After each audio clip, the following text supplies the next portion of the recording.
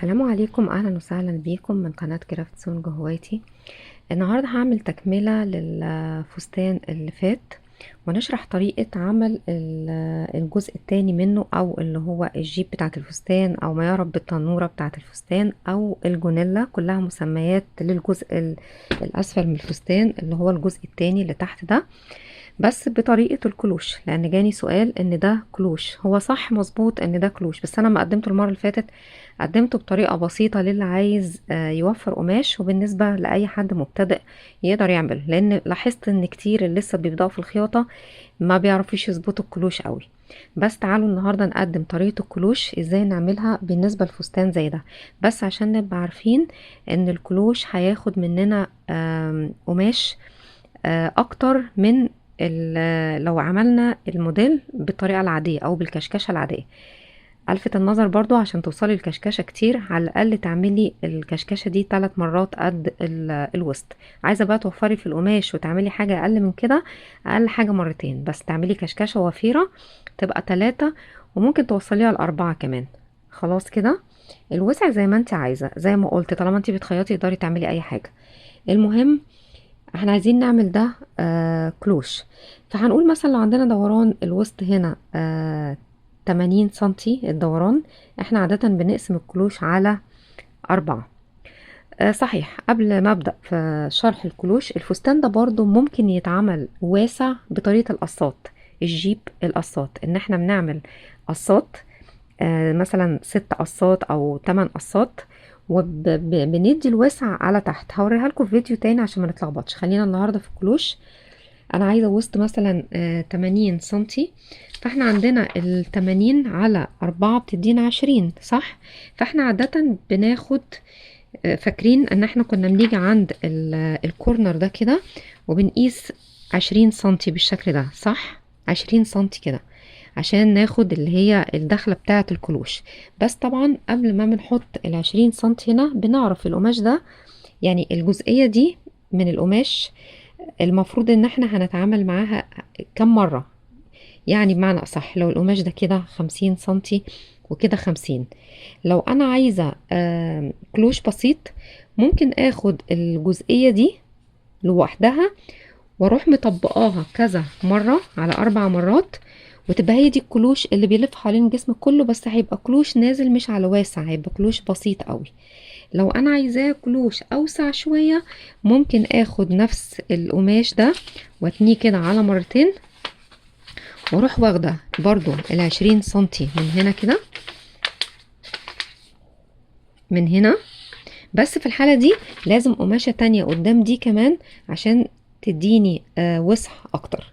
يعني حسب الكلوش اللي انت عايزاه بتديله قماش. كل ما كان الكلوش بسيط بياخد منك قماش قليل، هتوسعي الكلوش بياخد منك كلوش اكتر. يعني الكلوش الكامل، الكامل اللي هو ايه، اللي هو دايرة كاملة بالشكل ده كده، بياخد قماش كتير طبعا.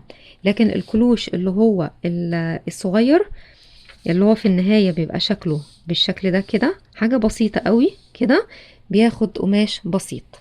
بالنسبة للكروش اللي في الموديل اللي معانا، هو عايز قماش كتير الحقيقة، مش هو مش كلوش بسيط خالص زي ما احنا شايفين هنا كده. الكلوش هنا كتير. فاحنا بالنسبة للتعامل مع القماش هنعمل ايه؟ هتجيبي قماش ادي كده 150، يعني مثلا ايه الجزء ده 150 سنتي عرض 150، خلاص كده. واروح جايبه القماش ده 150 كده، وعندنا هنا كده المفروض ان الطول اللي هنا هيكون قد الطول اللي هنا من القماش اللي انا عايزاه. هنحسبها ازاي؟ هنجيب الورقة دي ونروح مقسمينها على 4، هتكون بالشكل ده كده. يعني هنجيب الورقة دي بالشكل ده، واروح قافلاها تاني كده، واروح تاني قافلاها مرة تانية، فاصبحت كده مقفولة معايا 4 مرات، صح؟ ادي 1 ادي 2 3 4، اصبحت 4 طبقات فوق بعض. واروح جاية برضو بالمسطرة، بالمقاس، بالميجر تيب اللي هو ده، يعني اللي هو المقاس اقصد، وال او المسطره العاديه بتقيسي بيها، وتروحي قايسه ال20 سنتي فين اللي هي قسمنا 80/4. بس ناخد بالنا من حاجه، لما بيكون القماش يعني مفروض كبير كده قدامك وتقيسي ال20 سنتي هنا، هتلاقي المثلث صغير، ماشي، الضلع بتاعه صغير شويه. لما تطبقي القماش على 4 وتيجي تقيسي ال20 هتلاقيها بتنزل تحت، هتلاقي الطول بتاع المثلث طويل والمثلث رفيع. فنخلي بالنا من النقطة دي، لان ده بيفرق كتير في القماش معانا. المهم ان انا لما هعملها على 4 كده، واحط هنا ال20 سنتي مثلا كده، هنقيس المسافة اللي هنا دي كام. تقريبا هتطلع حوالي 27 سنتي. انا المقاسات دي لما تحطوها على المقاسات الحقيقيه، انا بشرح لكم ده على مقاسات مصغره، بس لما تعملوا دي على قماش كبير هتديكوا المقاسات الحقيقيه. تقريبا 27 سنتي. اروح على طول لازم احسبها، طب انا عايزه الطول هنا قد ايه؟ فبشوف الموديل اللي قدامي، هل الطول بتاعه وصل للرجلين لغايه القدم يعني، ولا شانيل يعني قصيره. شانيل بيبقى 3/4 تقريبا او اطول شويه. الطول اللي هنا ده زائد المسافة اللي هنا دي لو كان أقل من 50، يبقى انت ينفع تكملي الموديل بالشكل ده، وهقولك تعملي الباقي ازاي. فنخلي بالنا. فأنا تقريبا لما بيكون القماش 150، يعني المسافة دي، مش دي، لا أنا بتكلم عن عرض القماش الطبيعي 150، ومثلا عايزين نحط ربع الوسط بالشكل ده بعد ما تناه على 4، تقريبا بتكفي لغاية اللي الوسط بتاعها 92 سنتي، يعني تقريبا مقاس 48. ماشي كده، اكتر من كده ما ينفعش، اكتر من كده ما ينفعش اعمل قماش على 4، ما ينفعش اخد ال150 على 4 كده، لا اخدها على مرتين بالشكل ده كده. ماشي.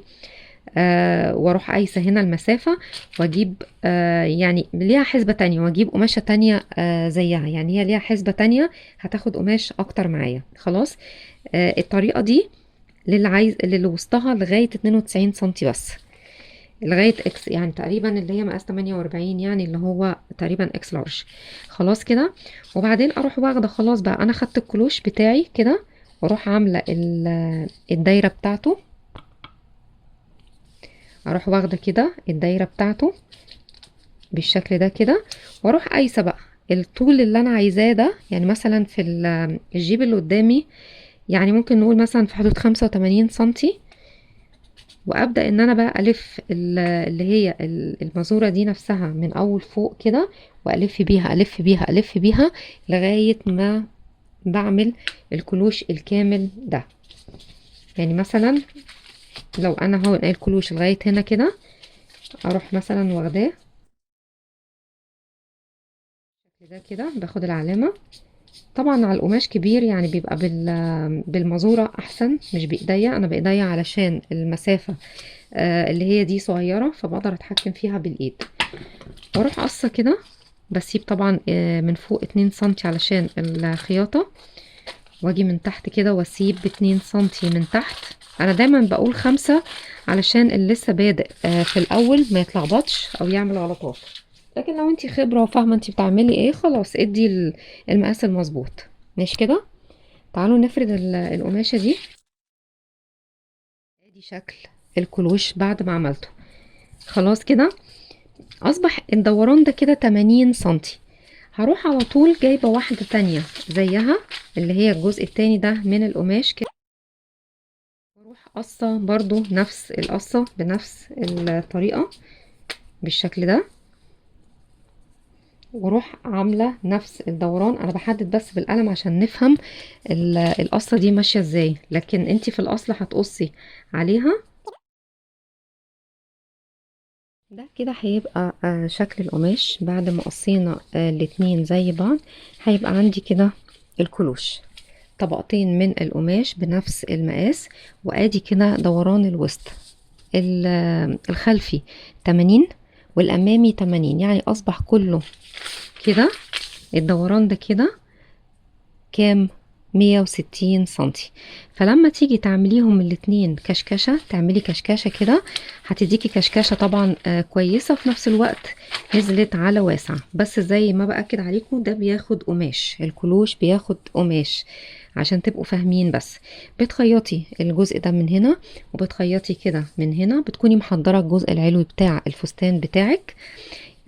زي ما قلت الجزء العلوي ده بيبقى واسع، يعني مش بيبقى على قد دوران الوسط، بيبقى واسع شوية. وبعدين اروح جايبة الكلوش اللي تحت ده، هعمله كشكشة، اعمله كشكشة كده، واخليه على قد الجزء اللي فوق قبل ما يتكشكش خلاص.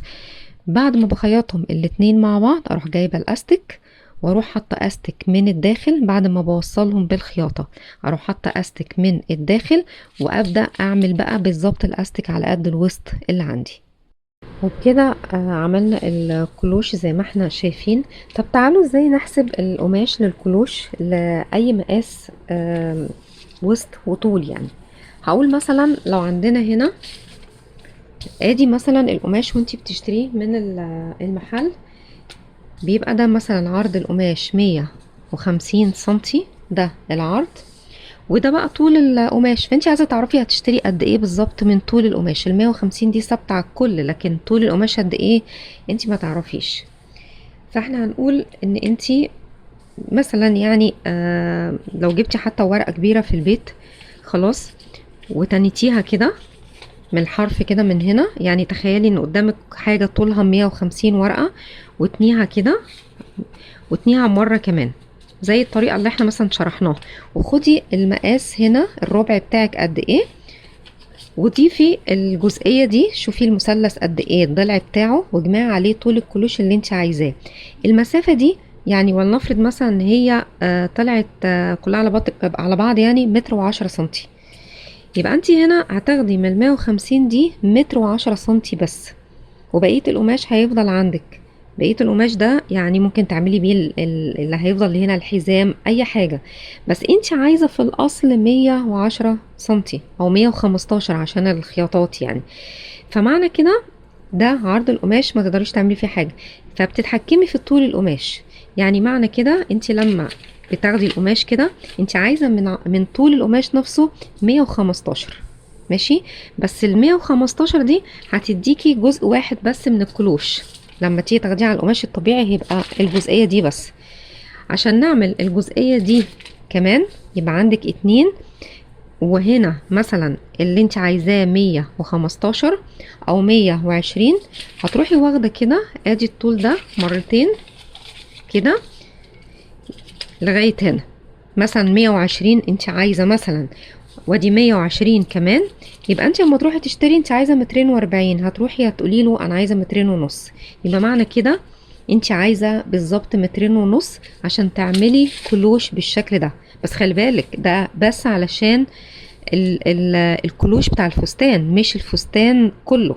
الفستان كله هيبقى مثلا مترين ونص زائد مثلا نص متر. انا قلت لو الجزء اللي فوق ده يكفي من الكم للكم داخل ال150، ومثلا ندي طول 50 سنتي، ممكن 3 متر يكفي الفستان كله.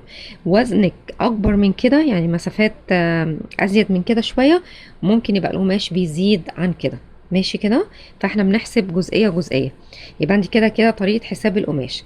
طب في نقطة تانية عشان قبل ما اخلص بس الموضوع بتاع الكلوش ده. هنا بالنسبة للوسط هقول برضو على نقطة عشان خاطر ممكن برضو نتحكم فيها شوية.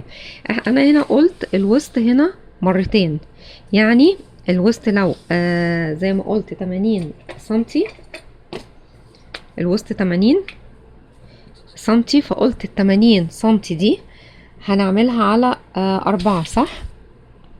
فهتديني على 4 هتديني 20. ده عشان خاطر اعمل الربع بتاع القماش. طيب ممكن برضو واحدة تسألني تقولي طب ما انا كده كتير قوي 160 سنتي، يعني اللفة دي زائد دي كده، دي 80 ودي 80 كتير، انا مش عايزة الوسع ده كله، انا عايزة اقل من كده.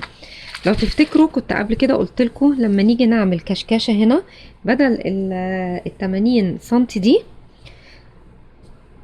80 اقصد ان احنا نلفها مرتين، ممكن ال80 دي نخليها مرة ونص، يعني 80 على مرتين تبقى 40، يعني ال80 دي زائد 40 سنتي، يبقى انا هعملها 120. يبقى ممكن اعمل اللفة دي كلها 120. في الحالة دي يعني ايه 120؟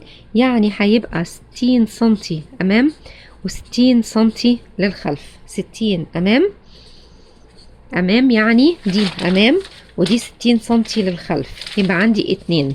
ال60 سنتي دي ممكن يحصل لخبطة. طب انا وسطي 80 ازاي اعمله 60؟ ما انتي اما تعملي 60 و60 هيبقى 120. 120 يعني قد وسطك مرة ونص.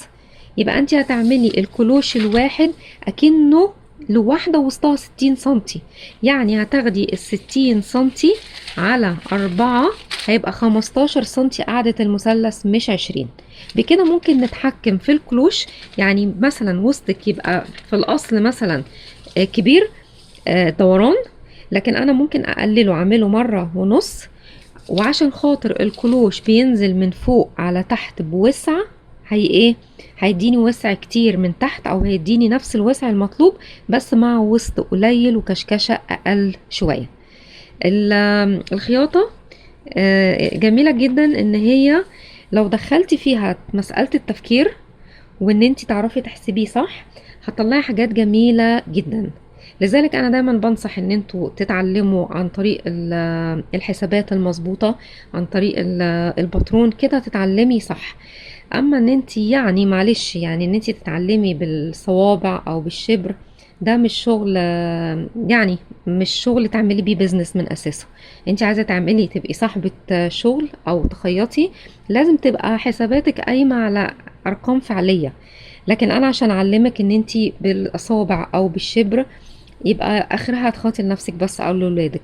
لكن عايزه تخيطي لحد بره، عايزه تفتحي اتيليه، عايزه تبقي عندك زبون بتاعك انت بيجيلك انت عشان انت دقيقه في شغلك، يبقى لازم الحسابات في شغلك دي.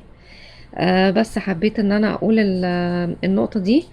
برضو نقطه اخيره معلش، يعني الخياطة مش مجرد كلمتين وبس لا، هي فيها بصراحة نقط كتير. يعني اللي عايز يفهم ويفهم صح بيفهمها من جميع الجوانب. الكلوش بنخيطه من الجنبين، عشان برضو السؤال ده وصلني، نخيط من الجنبين ولا نخيط من الخلف؟ لو انتي ببساطة شديدة عايزة تعملي جبين مثلا من الجنب، خيطي من الجنبين كده. لو مش عايزة جيوب وعايزة الكلوش كله لافف مرة واحدة، ممكن ان انتي لما تجيبي القماش، يعني ادي القماش بتاعك، انا قلت هتلفي القماش مرتين، انا فصلت القماش هنا على 2 على اساس هنعمل خياطة من الجنب. ممكن ما تحتاجيش على فكرة تفصلي خالص القماش من هنا، ويبقى كله وصلة واحدة وعندك خط خياطة من الخلف. بس ازاي؟ ان انتي هتجيبي ده الطول بتاعك بعد ما حسبتيه على مرتين كده، وما تقسميش من هنا، وتروحي جاية من الجزء ده كده ومطبقاه على 4. ففي النهاية هيبقى عندك القماش ده كله 8 مرات، 8 مرات فوق بعض، 8 طبقات، صح؟ لان انتي خدتي القماش كله اللي انتي اشتريتيه وعملتيه مرتين، وبعدين عملتيه تاني في الاخر على 4، يبقى 8 طبقات، وتاخدي عليه القصة. فلما تقصي الجزء ده كله كده، لما نتيجة القص كده هيبقى عندك نص دايرة بالشكل ده كده، موصولة كلها ببعضها بالشكل ده، وخط الخياطة بس هيبقى من جنب واحد لما تقصي. فالخياطة فيها حاجات كتير، لما بنتعلمها صح بنفهم ازاي ان احنا نتعامل مع الحاجة اللي قدامنا بكذا طريقة.